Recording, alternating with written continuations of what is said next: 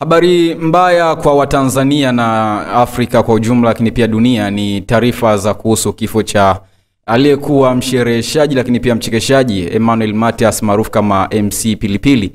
MC Pilipili amefariki dunia wakati akiwa Dodoma, na wakati alikuwa akielekea ama alikuwa na shughuli ya kufanya kwa maana ya sherehe ambayo alikuwa anatarajiwa kuweza kuwa MC ama mshereheshaji, lakini ghafla taarifa zimekuja kwamba amefariki dunia, na taarifa hizo zimethibitishwa na mganga mkuu wa hospitali ya rufaa ya Dodoma ambaye ameelezea kuwa MC Pilipili alifikishwa hospitalini hapo akiwa tayari amekwisha kufariki dunia. Bado mpaka sasa familia haijazungumza kuelezea chanzo haswa cha kifo chake ni nini, lakini pia haijatoa tamko lolote kuhusiana na kifo hicho cha MC Pilipili. Ni pigo kubwa kwa tasnia ya wachekeshaji lakini pia tasnia ya burudani kwa ujumla Tanzania.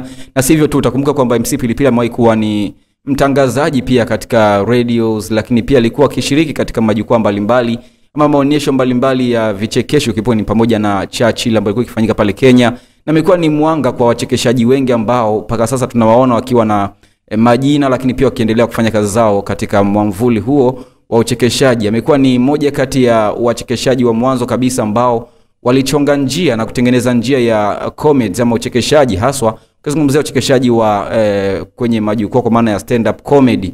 Lakini pia MC Pilipili amekuwa ni moja kati ya daraja kwa wasanii ama wachekeshaji kuweza kukutanishwa na watu mbalimbali ambao wameonekana kuweza kuwapa support ya moja kwa moja ili kuweza kufikisha ama kufanikiwa katika ndoto zao. Kwa ujumla tuseme kwamba Tanzania ama burudani, tasnia nzima kwa ujumla, imepoteza mtu ambaye alikuwa ni wa muhimu sana katika uchekeshaji, uburudishaji pia na ushereheshaji. Sisi tunasema kama Orange Media TZ, safiri salama, pumzika kwa amani MC Pilipili.